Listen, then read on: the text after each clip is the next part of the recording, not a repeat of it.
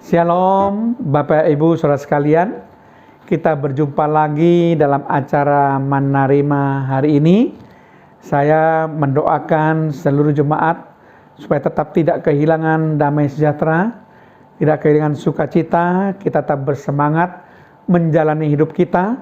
Sekalipun dalam era pandemi COVID-19 ini, kita tetap percaya bahwa Tuhan Yesus adalah Allah Immanuel yang tidak akan pernah meninggalkan kita. Ia sekali-kali tidak akan membiarkan kita, dan Ia senantiasa menjaga kita dari segala kecelakaan, menjaga nyawa kita, menjaga aktivitas dan keluar masuk kita. Mari kita buka acara Menerima hari ini dengan doa. Terima kasih Tuhan, untuk kesekian kalinya kami boleh menikmati acara Menerima hari ini. Tentu ini adalah kasih karunia dan anugerah daripada Tuhan, karena Tuhan masih memberikan nyawa kehidupan bagi kami, untuk kami boleh mendengarkan kebenaran firman-Mu, untuk kami boleh memperbaiki hidup kami Tuhan, supaya makin berkenan di hadapan Tuhan. Tuhan, sebentar kami akan mendengarkan renungan firman Tuhan singkat dalam acara Menerima hari ini. Kiranya Roh Kudus memberikan kepada kami hikmat, akal budi, kebijaksanaan untuk mengerti kebenaran firman-Mu. Terpujilah nama-Mu Tuhan, di dalam nama Tuhan Yesus Kristus. Haleluya. Amin.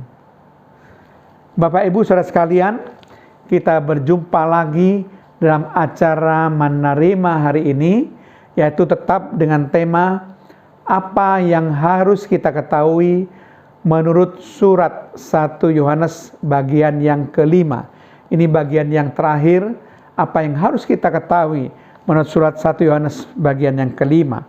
Mari kita akan membaca bersama-sama dalam surat 1 Yohanes pasal yang ketiga, ayat yang ke-24.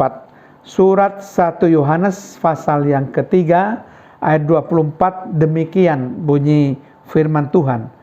Barang siapa menuruti segala perintahnya, ia diam di dalam Allah dan Allah di dalam dia.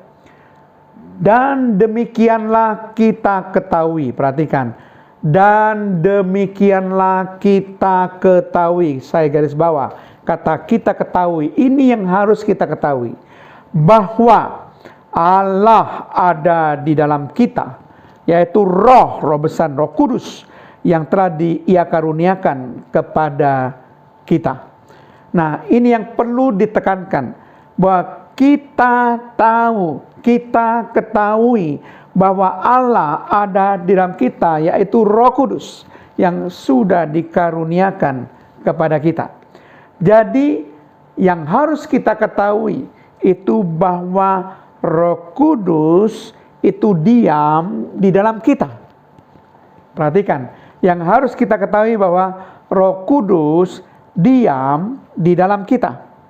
Nah, kalau kita mengerti bahwa Roh Kudus diam di dalam kita, maka tentunya kita tidak perlu khawatir lagi akan kehidupan kita. Karena Roh Kudus ada bersama dengan kita. Bahkan dikatakan dalam surat 1 Korintus, surat Rasul Paulus katakan bahwa bukankah tubuhmu adalah bait suci di mana Roh Kudus diam di dalam kamu.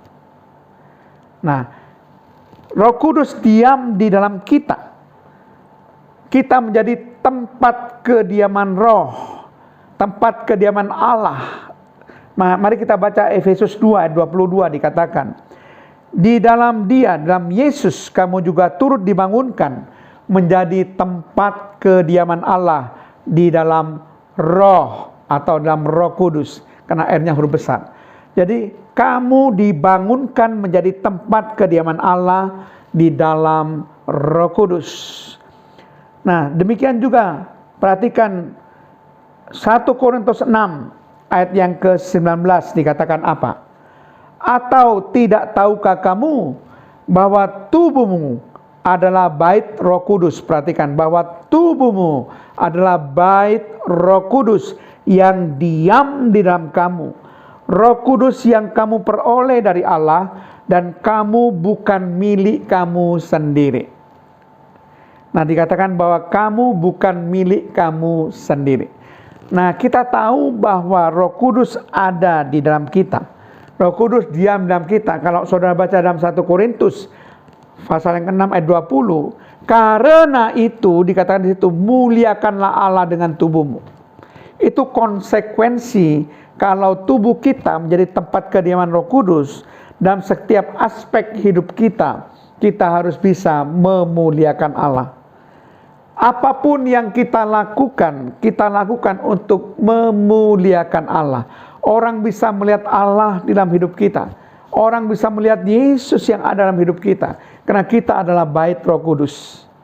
1 Korintus 6 ayat 20 dengan jelas katakan, karena kita tahu bahwa kita adalah bait Roh Kudus, bahwa tubuh kita adalah didiami oleh Roh Kudus, maka dikatakan bahwa kita ini sudah bukan milik kita sendiri.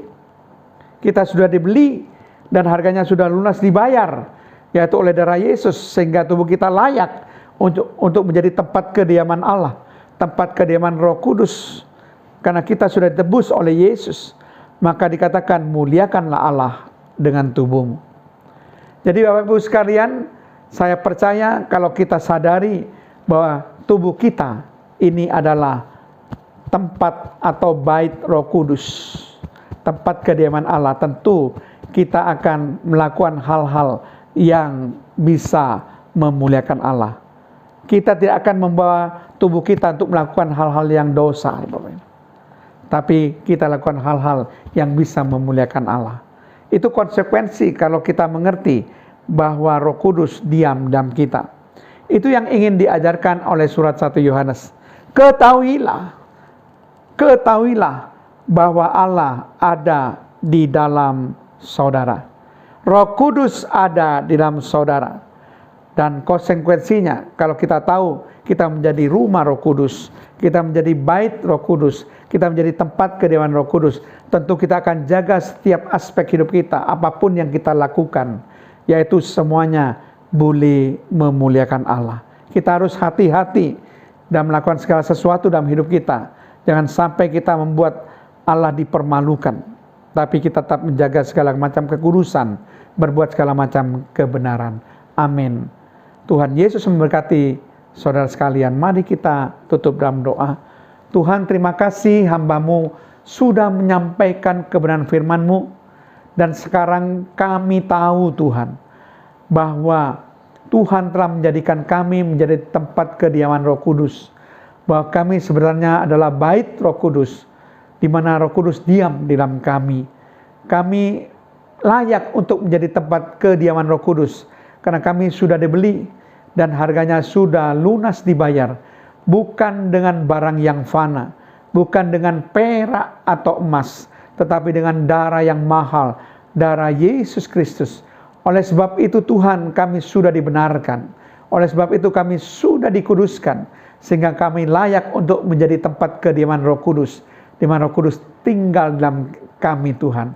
Itu sebabnya ketika kami sadar bahwa Roh Kudus diam di dalam kami menjadi tempat kediaman Roh Kudus, maka kami harus memuliakan Allah dalam seluruh hidup kami. Apapun yang kami lakukan, itu membawa untuk kemuliaan Allah. Terima kasih Tuhan. Haleluya, dalam nama Tuhan Yesus Kristus. Haleluya. Amin.